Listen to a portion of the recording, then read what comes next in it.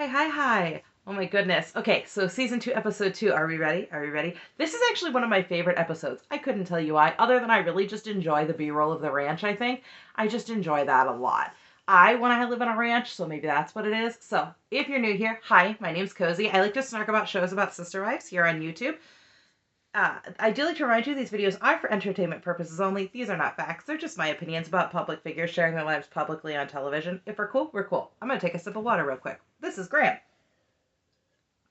Graham is my puppy co-host. He may look giant. He's not. He is not even, I think he's about 6 months old actually now. Oh baby.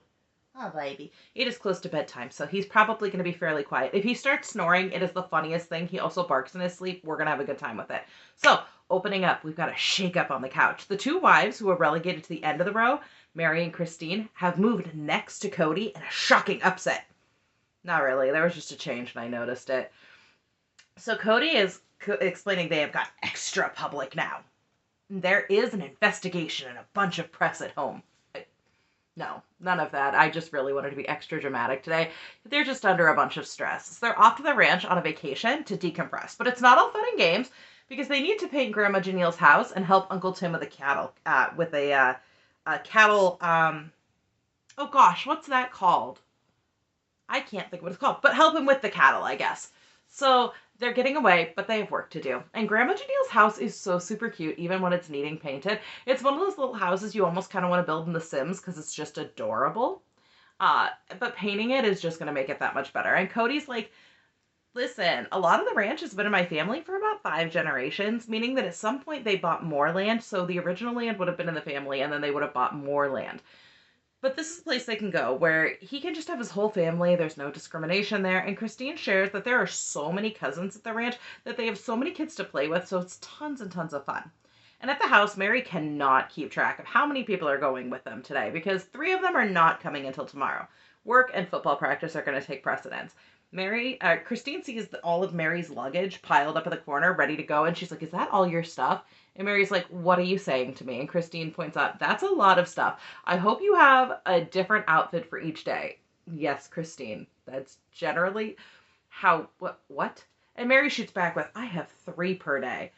Christine's like, you do not. Okay, am I weird? Tell me. Because when I go anywhere, I have different clothes for each day. Like, I may rewear a pair of jeans or maybe some pajamas, but like, I'm not out here rewearing multiple articles of clothing when I travel.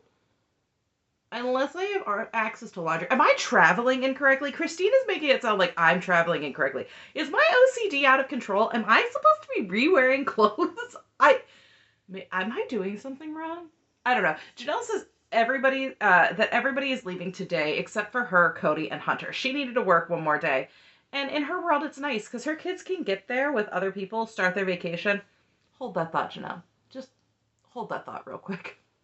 On the couch, Janelle's like, my kids go every summer, and that's because Janelle's mom is married to Cody's dad. So, this is like a second home to them. We're just going to gloss over that. That's fine. Robin jumps in and is like, my kids, and she lists them by name like we don't know who they are, have never been there before. Right. She's like, but they're used to Montana where we used to live and getting dirty and playing hard. Cool. Okay, fair. She goes, but now they're city kids, so we'll see what they think. Okay, Robin. To be fair, you lived in Montana, and then you went down to St. George for I don't know how long, and then now you're in Lehigh. So, like, okay, whatever. Listen, I've never met a child that, given a large expanse of land with dirt to play on, doesn't enjoy it. Just saying. But in an amazing moment with Hunter, Christine says, we're leaving when you go to practice. So, like, 4 o'clock, 4:15, and he interrupts her, and he's like, so 6? Brilliant. Just brilliant. She stares him down and then throws a balled up pair of Truly socks right at him. To this day, every time I see this interaction, I laugh because it's just so genuine. Both of them know this family has never left on time for a single thing in their lives. But Christine truly wants to believe that they can. Like, she just wants to believe it. And cutting to McKelty wearing the most 2010s outfit I can think of, which I love. Honestly, I do. I love it. She's like, I haven't even started packing. Like, I'm not even halfway done. And Christine's like, are you serious? We're leaving in half an hour. I'm with Hunter. You're leaving in 2 hours. It's fine. But the best part is how messed up the captions are, labeling Christine as Janelle during this interaction. On the couch, Christine's like, we've been trying to shelter the kids from the media and from the investigation, and they point out that these are adult problems, so they're trying to protect them from it. Fair. They are adult problems, and you should protect kids from adult problems. And Cody knows the internet and the kids at school are going to bring these to their kids anyway, but this vacation's a good way to stay away from it. And Robin's like, there's truth in the fact that kids play off of adult stresses because they see and they hear things, so being able to leave something behind and enjoy themselves is important. She's not wrong. Our oldest heard us discussing a house that came up for sale recently that we just fell in love with. We decided to go look at it because who doesn't just go to an open house occasionally just to be nosy? If you've never done that, you're not living. But with my medical bills, life in general, this thing is way outside of our price range. He heard us talking about the positive sides of everything and then told our neighbors that we were moving. Not even close to what's going on, but thank you, buddy. I'm glad you panicked the neighbors and they all called me wondering why were we leaving them. So they're trying to get the kids to the cars and it is chaos as normal. But why is Maddie wearing what looks like a ribbon for the party section in her hair? I'm not even judging though, because as an emo kid back in the day, my style was, to say the least, interesting and probably would have included random party section hair bows. So like, honestly, my mom would tell me all the time as an emo kid, you're going to look back and think that you looked stupid. But other than the really bad haircut, that look was pretty good. I don't look back and feel embarrassed at all. I mean, don't ever take curly hair, cut it super short, and then not take care of it. That's a bad idea. You end up looking like a triangle. It's awful. But anyway, clothes were fine, regardless. And frankly, none of these kids wore clothes that aged badly. Just saying. So, go off. Cody points out the engine tick in the Suburban that Robin's driving. That's not a good sign. An engine tick is never a good sign. And Logan's like, this is an 8-hour trip, so it should take around 12. He's factoring in potty breaks, but what he should be factoring in is that engine tick. Cody says that he's supposed to have a half hour alone, or have an hour alone, so can you guys please leave? And we get a voiceover of Christine saying, now they're really off. It's 6 p.m. 2 hours late. Nailed it, Hunter. So, on their way, the kids are settled in, everything's going smoothly, when suddenly the Suburban Robin's driving up the side of a mountain starts making an awful noise. Oh! She pulls over and the thing just gives up. It's smoking, the boys are standing around it. Logan's like, there's radiator fluid everywhere, I think it overheated. So Robin's trying to call Christine to get radiator fluid, to get oil, to get it going again. The engine is shot, ladies. I am dead sure that thing threw a rod and that was all she wrote. I don't even know that much about cars, but I know it needs a new engine. Like, that's the whole way to save it. It's expensive. They were less than an hour from home. Spent 3 hours on the side of the road. All right? And Mary's like, this puts a cake on our trip. They're like, it took 4 hours to get here, so I'm confused. But seriously, go home, try again tomorrow. Because they try the fluids, nothing. They get a rental van, and they call it a hotel on wheels. So the next day, Cody heads to the auto shop on his motorcycle. No helmet, mind you. Now look, if you have a bike, that's fine.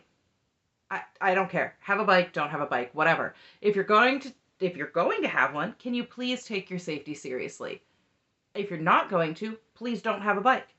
There is a reason that medical professionals call motorcyclists organ donors. And if you have that many people counting on you and you're not going to wear a helmet, then there is something seriously wrong with you. I'm just saying. This is a plea from me. Please take your safety seriously. Please wear your helmet if you're going to ride a motorcycle. That is me caring about you. Okay. End of PSA, I suppose. So he gets there and he's like, looks fine to me. That motor's shot. Okay? The radiator is probably going to need replaced eventually, according to the mechanic. And Cody jokes that he needs to sit and fold his arms when he hears the total so he doesn't come across the counter. Sit down, showboat. Just let the man tell you what needs done. So Cody strikes me as the kind of guy that you could tell him he needs premium air and blinker fluid and he'd believe you. Just saying. So total's $5,100 just to replace the engine. That's not counting the radiator. And he's like, I can't replace the car for the cost of the engine. And no, you probably can't. But you also have to consider, are you about to throw good money after bad? The car will not be able to get $5,100 of use out of it before it gives up the ghost for good. I'm just saying, because it is not going to be a reliable thing to do when it's going to be the money sink when eventually that radiator is going to need replaced too. And whatever else could have been damaged when the engine got shot, when the women were trying to continue to turn it over, continue to do this, continue to do that. I'm sorry, it's going to be a money sink from this point forward. Are you really willing to throw the $5,100 into it and hope and pray that that's going to be the end of your concerns? Or would you rather take that $5,100 and roll it into a vehicle that is actually going to get you $5,100 worth of use out of it? I'm not saying I am some sort of financial guru or financial whiz, but I am saying that there comes a point where you have to look at something and say, wow, and is it really smarter for me to say, yeah, I'm going to continue to repair this, or no, I'm going to cut my losses and do something better? Just saying. I have been poor my entire life. I know the pain of a bill like this. I know the pain of a bill like this right now. If this happened to me tomorrow, I would be utterly devastated. I wouldn't know what to do. Heck, I get flustered and frustrated because I don't always know what to do when it comes to my medications or my medical bills and things. But sometimes you have to make a choice that's going to impact the future for the better, even if that choice is super tough in the short term. So if I'm Cody, I'm beginning the search for a new vehicle to replace the one that's going to need much more than just an engine down the road. Just saying. So he calls Christine and she shares with Mary that the motor's shot, and she gives them the total and says, I think it's time to replace the car. Thank you, Christine. Robin blurts out, so all of a sudden the engine's just shot? Robin, no. Not all of a sudden. That engine tick was your warning. This has been some time coming. I don't know how long that engine tick's been there, but however long, that was your warning period. She's angry and she's like, never mind, I'll just shut up, and stomps off. I don't know why you're angry. Why are you bent out of shape? I understand you were the one driving when it happened. Are you just frustrated because of that? Are you frustrated because you knew that this was coming and you didn't take care of it, and so now you're mad? I don't know. But they all pile back into the cars and they drive off. So they're driving along and Mary pulls off and Robin starts to panic. But Mary's like, whoa, this is where we take pictures. So trying to let her into a tradition. But this is not something that Robin is excited about, clearly. They jump out to get the pictures at Red Canyon. And this is where we get the line for, put your arms in a Y for Wyoming. And Mary's like, it's a W. Wyoming starts with W. Honestly, I don't know if she didn't know that, if she was just tired. No one has ever let that go. I honestly have no idea why Robin said put your arms on a Y for Wyoming. Maybe she thought nobody could make a W with their arms. I don't know. I don't know. I can make a YMCA. I don't know. So they get back on the road, and back at the house, Janelle, Hunter, and Cody are finally on their way. And for the first time ever, it sounds like they're leaving on time. And Cody admits it's probably his fault that they never leave on time. I don't know. It seems like maybe it is, since you have a million children. I couldn't tell you. Janelle asks if Hunter remembered his boots. He did, and then asks Cody if he brought his, because he looks awesome on a horse. Ew. He doesn't. We're gonna see that later. But we do see B-roll of the ranch as Cody explains that his dad developed the land into good farmland. He reminds us that his family grew up mainstream LDS, and so and because the mainstream LDS doesn't practice polygamy anymore, he didn't grow up in polygamy. So polygamy is a vast gulf between the two faiths. And he said that while he was on his mission, which I believe was in Texas, if I remember correctly, his parents converted to the fundamentalist side of Mormonism, adopting polygamy. And Cody asserted that it was his mother's idea this whole time, long before she actually lived it. And he says that women in general are the ones who usually are the driving force pushing for polygamy. And Mary echoes that her mother told her father she was moving to Utah to live polygamy. Are you coming with me? So I want to have a hard time believing that. Like, I really do, because it feels like that women, generally speaking, would not have any interest in pushing this. But we've seen on here where Mary and Cody have both said that it was their moms, that Cheryl says that it was her choice, Janelle, of course, converted. Then we have Seeking Sister Wife, where Danielle Merrifield is now saying that this was her decision. We have the Salahudin family, where Nyla says it was her choice. The Ryans, where Becky seems to be the driving force. Of course, then we also have My Five Wives, where it seems like a lot of the women were the driving force with the Williams family. And so I don't understand how that's the case. And I wonder sometimes, and I don't mean this to come across as the mainstream church as a whole. So let's understand that I mean pockets of believers. I wonder why it is for some people who dive more deeply into the history of the early church that they come away finding it easier to believe in polygamy. With all the LDS members I've ever known, I feel like polygamy is really that make or break situation for them, meaning they either accept that it occurred and no longer occurs, or the idea of polygamy is so difficult for them that they can't accept that Joseph Smith could be a prophet of God and bring this as some kind of doctrine, and therefore they leave the church behind. I know I have some viewers who are members of the church, and I would love to hear your thoughts because I'm not here telling you one way or the other what I think. I have no dog in this race. I really don't, because I've never lived this. I've never experienced this in my everyday life, and I've lost touch with the friends who were part of the LDS church. And I would say it really kind of split sort of 60-40 on who stayed and who didn't. And so, since I have no dog in this fight personally, I just really want to learn things. So, if you do have some insight that could help with that, since we do have a larger contingent of families on the various Sister Wives shows saying that it is the women who are the driving force, I would love to hear what your thoughts are because I'm very curious myself. But after 2 nights at hotels, the original group finally makes it to the ranch. Only an hour or so before Janelle and Cody. What? I have made many a long drive, and I don't know that I could have stretched an 8-hour trip into 2 hotel stays and 3 days on the road personally. We did once stay overnight on a 10-hour drive, but we were also visiting with family who was staying in a state that we were driving through. Like, we wanted to visit with them. Plus, one of the girls did get car sick like 40 minutes before we got there, and I was just so done. Like, yep, we were going to stay. I mean, we were already going to stay, but we were going to stay. But they made it. The Browns and cars are never a solid mix. Like, this was the first in a long line of car-related issues, from flat tires to getting a car trapped in the mud in Coyote Pass. This was like the omen that started the Brown family car curse. So Robin's, like, everyone was open armed when we got there. And judging by how excited everyone is, I would say that's pretty true.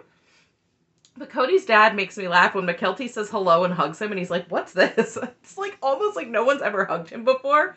Which, I mean, they talk about him in a way that makes it sound like that's the case, but then a bunch of kids hug him, so I don't know. But Cody points out that his dad is essentially retired from managing the ranch, and he's 75 now. And he says that, so all these kids are coming up and hugging him, and Wynn's like, well, they still like Grandpa anyhow. I don't know why. But Maddie introduces Grandma Cheryl and explains that that's Janelle's mom. And Cheryl says a bunch of the kids come up every summer, so it's usually pretty busy, and they always have a really good time. Cody explains that his parents have been willing to let them come up and visit because they're super brave as well. But Robin has to kind of poo-poo that by being like, well, I talked to Janelle, and she was nervous, but she gets that we need to get back to our roots. They're not your roots. You're not from here. You have not been here. You didn't even get the super special honeymoon at Cody's parents' house that everyone else got. No roots for you. Not your roots. Mary and Cody discuss that it's kind of like putting it out there that Cody's mom and dad are polygamous too. And I'd never really noticed this before, but Cody never really refers to Cheryl when he talks about it. He always says, my mom and dad, my mom and dad, my mom and dad. Never our parents, and ropes Janelle in. And I kind of wonder if that's a way to, like, sort of make it less obvious that he and Janelle are spiritual step-siblings. I don't know. But Mary's right, though. Historically, people are not out here shouting it from the rooftops that they live polygamy. Anymore, though, if there's a paycheck to be made from TLC or TikTok, people are going to let you know because it seems to only be a secret in closed circles anymore.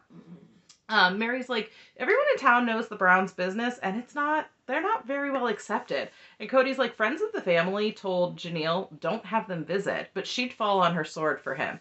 And I think Cody really kind of takes advantage of his mother's good nature and his love, or her love for him at times. Because Cody's like, we're choosing not to discuss the investigation or any of this while we're at the ranch for 2 reasons. I don't want to put that burden on my parents, and I just want to be able to get away from it for a little bit. So this is a working vacation, and Janelle's house needs painted, and they need to help on the cattle drive. Cattle drive! That's the word. To get the cows vaccinated. Oh my gosh. So step 1. coat of primer on that house. And Mary jokes with the kids that they're going to be covered in paint. And Janelle's like, whoa, whoa, whoa, cover the house in paint. Cover the house in paint, not each other. And I don't blame her for saying it. These kids are not dressed for house painting. They are all wearing school clothes. I'm okay. Peyton might be dressed for house painting. Listen, I know you're on TV, but you're gonna ruin it. Don't dress like you're here to impress. Dress like you don't care what happens to your clothes. But Janelle says they bought the house, and it's never been painted. They have other ranch tours to do, so that just sort of fell to the side. And Cheryl's like, I think the house is standing up straighter, just with that little bit of primer on it. Maddie's chasing Robin, intent on painting her up and down. And Janelle and Cheryl are discussing being excited for Robin joining the family and liken it to spokes of the wheel. They talk about how the more spokes, the stronger the wheel. And so even though things shift, they wind up being better. It's right after this we get the scene where Cody steals his mother's breakfast that always makes me angry. Listen, I don't know. Maybe I'm cut from a different cloth, but I would be more than willing to give up my food, my anything for my parents before I would take anything from either of them. The smug attitude he has when he says, this is my mom's breakfast, and then takes a giant bite out of it, makes me so frustrated. I hate it so much. Do not get smug and take food out of your mother's mouth, essentially. At least Janelle steps in to take the focus off of him and shares that she's talked about how most of her family disowned her when she decided to marry Cody and join this faith. But obviously, her mom didn't, because Cheryl came to visit the Browns, became intrigued, converted, and then married Cody's dad before Cody and Janelle got married. Cheryl admits that she became quite attached to Wynn, but it was not that way with her and Janelle at first. Janelle's very candid and says that she thought that Cheryl was beautiful, well-educated, and she was very jealous. She felt that Cheryl took care of Wynn and Janelle took care of kids. They both agree that they would consider each other the very best of friends now, though. Janelle knows that this is one of those things that get joked about in polygamous circles in a very negative way. You know, her mom being married to his dad and then them being married to each other. But this isn't any of that funny, weird stuff. It's just a strange circumstance. And Cheryl says that each wife contributes their own strengths to the family. So if you look at the individual strengths as assets, that what you don't have that she does isn't a liability. So Cody says that everything's worked out because they have remarkably beautiful children and they get to go to the ranch and have the grandparent experience from both sides. No matter how they try to spin it, this is weird. It's weird, guys. It's definitely weird. Sorry, it's just weird. But we get to meet Uncle Tim, and he is described as intimidating. Uncle Tim is one of my very favorite people on this show. I love Uncle Tim. I am so sad that this is like the only time we get him. Because Uncle Tim is obviously not the kind of guy to let anybody give him any guff. And he asks a young Garrison if he wants to go watch wrestling, and then enlightens him on the difference between wrestling and wrestling. Oh my gosh. Of course, there are multiple kids listening in on this, and then there's gigglings. And everybody starts to like turn red and run off. So he turns to Christine. He's like, you haven't taught your kids about wrestling? And Christine's like, no, Tim, thank you very much for taking care of that for us. And Tim's like, oh, well, we all have our purpose in life. And Logan's like, listen, Tim's really intimidating because you don't know. You can't tell about his humor. He's very serious about it. So you're not quite sure when he's joking. So you just listen when he talks. But Christine and Tim sort of settle into discussing the tasks. And Christine's like, I'd really like it if all the kids could have a chance to work the cattle drive. And Tim's like, yeah, well, the most fun's going to be in the corrals. So Tim says to Cody that the difference between you growing up on the ranch and my life on the ranch is that we're going to take things slow. We're not going to stress out the cows. We're not going to yell at the cows. We're going to enjoy things. And Mary agrees that things tend to go wrong when you rush. Cody is like spinning around, looking around like, what? Hey now. Listen, dude, Tim's right. Kids get hurt. Cows get hurt. Take it slow. Get it done right. Cody says Tim's new style of animal management is to make sure that the animals and the humans don't get too stressed out. Cody did not listen to Tim very well, because as the boys are loading up the horses into the trailers, he is screaming at everybody, load up, let's go!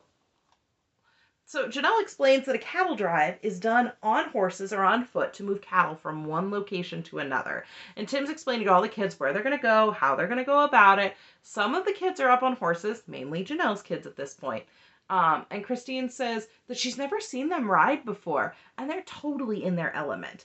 Janelle explains that Hunter and Logan go up every summer and spend most of the summer at the ranch. But the other kids hadn't gone in quite some time. And Robin's like, well, Dayton was grumbling quite a bit on this cattle drive because he was walking, but the girls were riding and having a great time. Okay, Robin, get up off your horse and let him on to try it out. Duh. Sorry. So watching Peyton get up onto a horse, I miss being able to ride. I didn't get to do it very much, but when I was near his age, I would go to my grandma's farm all the time. Well, not all the time, but for like a week every summer, and I just loved it. She had a horse pony, and he very rarely, if ever, threw us. He was a super good boy and so much fun. But Christine is laughing, recounting how Peyton was like, I'm an experienced rider. And the wives discuss that the kids are just naturals at it. And Christine thinks her kids should go every summer now. Janelle explains that the ranch is about 20 acres with a main road where the wives' homes are. Listen, they don't touch on this much, actually ever, on the show, so I'll mention it briefly and then back off of it. But Cheryl is Wynn's third wife, not his second. The second wife never really wanted to be on the show, was not mentioned. The only time I've ever seen her mentioned was in Wynn's obituary, so I'm not going to talk about it, but it's likely that her home was on that road as well. But back at home, Cheryl and Janelle are making dinner for everyone. And with as many people as are working and living there, it would take a lot of hands to feed them all. So Cheryl says when you cook for a group like that, it's important to buy non-perishables in large quantities. So you always have what you need on hand and you can kind of trade back and forth between houses as needed. And Cheryl says the kids will eat anything put in front of them. The problem is making sure you have enough. But Janelle points out that Janelle and Cheryl have a really true companionship. And Cody says as long as they're living, they'll never experience true loneliness. Janelle sort of stumbles talking about Wynn getting older, so Robin jumps in and says it looks like they may outlast him. I've always sort of been irked by her jumping in with this commentary, even though Janelle agrees with her. I don't know what it is, but I just sort of feel like you haven't been around long enough to make this comment. Don't talk about it. I don't know why. It just bothers me. Janelle starts to agree that she sees in Janelle and Cheryl what she has with her own sister wives, and she'd like to think that their relationship would continue, and she stops and she's like, I don't want to talk about it. But the truth is, for at least Christine and Janelle, they do still have that. Because I recently saw where Janelle kind of accidentally included Christine in a group text that was meant to be an individual text to Maddie, but it really didn't matter because they're still able to have this friendship and a relationship in a post-Cody world. So she wasn't entirely wrong. She continues to say that her relationship with the other women is separate from her relationship with Cody. And Robin's like, well, yeah, it has to be. Robin, that's not really how things have turned out for you. And while that sucks, it is the case. But Mary lets us know about a horse that's acting up. And she says Maddie came to get them because McKelty was getting ready to take off on it. Bad move. And it was just a few minutes later, McKelty gets thrown by that same horse. I have been fortunate enough to only remember Mercedes rearing up one time. And I basically just slid off his back onto my butt and basically kind of fell over. And it hurt. It hurt, but it wasn't a true throw that I remember. Now, I have never gotten onto a horse that I have been told explicitly not to get onto. But I know poor McKelty is hurt. And Cody is the exact wrong person to be dealing with this. Listen, it's not right to think that if she moves her own body, then it's not broken. My son has broken his arm and was able to move it. It was painful, but he could move it, and that didn't mean it wasn't broken. So, and then Cody's insistence that he has to get on this horse right away. Listen, no, you need to handle your child's injury. Anyone that's experienced can handle breaking this horse. I understand horses are smart, and they will for sure get away with whatever they can get away with. But this is the wrong choice to make. Because on the couch, Christine certainly looks like she thinks Cody's making the wrong choice.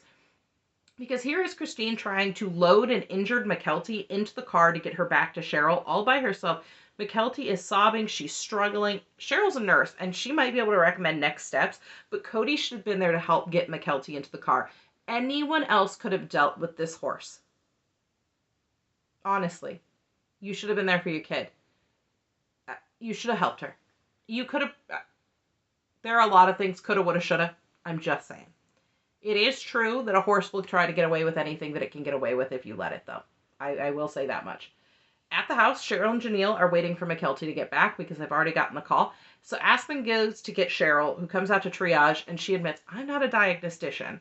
But she didn't think anything was broken, just out of alignment. Cheryl is on the phone with someone explaining that no, this needs to be dealt with now, and I'm assuming it's Cody. There's no confirmation of that. But Janelle gets in the car with Christine and they are headed out to the chiropractor. I will say to the ends, they needed to take her to the ER. They needed to get her x-rays. This could have been so much worse. I'm glad it wasn't, but it could have been. So Isabel's with Cheryl and she asks if McKelty was there. And Cheryl's like, no, she didn't get out of the car. She was too hurt. And she says, does Grandpa Wynn live here? And Cheryl says, mm-hmm. And then she's like, or sometimes. And Isabel says, oh, so she's married to you or he's married to you and to Grandma Janelle. And she's like, mm-hmm. And so he lives at 2 houses. Mm-hmm. Actually, he lives at 3. Mm-hmm. Okay. But Maddie's like, I called it. Did you hear me call it to Janelle? And Janelle points out, not only did McKelty get on the horse, but she took off on the horse. And Maddie really wants Janelle to say, yes, I heard you, because she keeps asking her, did you hear me call it? Did you hear me call it? And Janelle keeps making it clear that being disobedient is what got McKelty into this predicament. But Maddie is fixated. She's like, I want to say I told you so, but I won't. Logan explains the process of vaccinating and tagging the cows, and they have it down to this like sort of assembly line process where there's like different spots where the cows stop along the way. But the goal is to do it in one day to create the least amount of stress for the cows, the humans, for everyone. So Cheryl delivers dinner out to the corrals, and she's trying to get the attention of everybody to let them know what's on the menu, and she is trying to get everyone to stop so the workers can go first, no one's listening, and finally she yells out a big, whoa! Everything stops, and Mary says because she's so quiet that it was just surprising she yelled. So as they're eating, Christine finally gets back with McKelty. And everyone's like, did you break anything? Did you break anything? And no, it was a dislocated hip. And McKelty admits Maddie kept telling her not to get on the horse because it was young, it was untrained. And it really didn't work well to get onto the horse out of spite. Maddie did eventually give her an I told you so. But the final cow's done. But the work is not done. Got to get the horses back, unsaddle them, let the cows out, finally get to bed. It was a whole thing. And there was never going to be enough room on the ranch for everyone to stay. So Robin stayed with Cody's mom to get to know her better. Janelle and her kids stayed with her mom. And Christine and Mary stayed at a local hotel. Though some of Christine's kids did choose to stay at the ranch, though. It is the final day, and it is time to get back to painting the house. And Cody's really worried there's not going to be enough time because the dry wood is sucking up all this paint. But everyone else is pretty optimistic. Christine's actually really enjoying being able to do something nice for Janelle. And Janelle says that Christine had shared with them that she had siblings that couldn't acknowledge their father in public, and she didn't want that for her children. And that's why Cody wanted to come out of hiding. She says that they had an opportunity to tell the world, and that takes a lot of courage. Janelle says she tried to hide her lifestyle too for a long time, but it's no good because you're not being honest, and now everybody's being honest. Once again, Robin says there's something great about getting back to your roots, and once again I have to remind you, these are not her roots. She says, you've been up to the cause for so long, being rooted is important. Sure, not your roots. She says, you remember who you are. I don't know who you are remembering because these are not your roots. They take the kids over to some large rocks to go climbing, and Robin's freaking out. And this is the point where I turn into a massive hypocrite. Because being an anxious person, would I let my children do this? Absolutely not. But do I think Robin's overreacting a little bit as I see where the kids are at the base of the rocks? Yes. They're not trying to jump off of a mountain. Some of them are just like sitting at the base of the rocks. And even I'm like, okay, yeah, that seems fine. And Janelle's like, I am so trying not to laugh at you. And I get it. The higher they get, the more nervous I am for sure. But then Robin makes up the word slickery, and I'm like, what? Also, the other part of me is like, you never make a move to go up there with your kids or really to stop them from going up there with the older kids. The adults discuss the differences in parenting, and Robin's more of a sort of helicopter parent. And I say sort of because, once again, she never makes the move to go up there or to actually stop them, just to yell. And the others are more like, come get me if you're bleeding. Like, I fall somewhere in the middle. Like, I kind of hover, but at the same time, like, I agree with Janelle. There's something to be said about giving kids the confidence to sort of explore on their own while you're watching them and making sure that nothing comes to injure them. Maddie points out if you're going to do something stupid, you're going to learn from it. You know, like McKelty over here. And Cody gets in on this and tries to show the wives how to get further and further up the rocks. But Janelle's too nervous to go too far up, so everyone else goes up to the top. I wouldn't have gone to the top either, if I'm being honest. Cody says out here, they're not public figures, and Janelle's not looking forward to shouldering that burden again. But what Cody is looking forward to is his mother's reaction to the house. Christine wants her to cry, but in a good way. Janelle and Cheryl are walking toward the house, and they're talking about how all the kids are headed back home. And they kind of discuss how they've been sisterized for 18 years, but it's only been since Cheryl retired from her job that they've gotten a lot closer. And Cheryl points out that the hours that they kept didn't give them that much time to spend together. So now that she's home more, they get to spend a lot more time getting to know each other. And Janelle's like, "What have you done to my house?" as a joke. And it is adorable. I think Cheryl was right. It does definitely stand a little bit straighter now that it's painted. And Janelle thinks that it shines, and we do get that little tear just for Christine. But that is one of my favorite episodes, mostly because I really, really just enjoy Uncle Tim. He is one of my favorite people on this show. I wish we got more of him because he's just really blunt and honest and a lot of fun, honestly. Plus, I really like how he sort of puts Cody in his place occasionally. Just makes my heart happy to see it a little bit. So that's season 2, episode 2. And I can't even remember what the name of it is off the top of my head now. But yeah, so like I said, we're trying to do more uploads for the month of April, and I think we're doing a little bit better at it. So this is our Sister Wives one, and then we've got My Five Wives coming, and then we'll have another Seeking Sister Wife because I just got one out because I was behind, but now we're catching up. And I honestly, I'm a little bit excited to see where it's going because pretty much everybody is getting ghosted or getting into some sort of situation other than the Davis family, who frankly somehow seems to be normal for polygamists. I don't know. It's kind of weird, but I'm excited to see where that one's going. So we're gonna get out My Five Wives, and then a Seeking Sister Wife, and then we'll get back to Sister Wives. It's just gonna keep going in a giant cycle. You're never gonna know what's coming next because I'm just gonna keep you on your toes all the time because that's who I am as a person. If you have suggestions for other shows you want me to watch, you can leave them down in the comments below. I'll probably not take those on until Seeking Sister Wife is over, because frankly, right now we've got 3 shows going, and that's enough to keep my crazy ADHD peanut brain going on, all the time anyway. So, I will see you guys soon. Bye!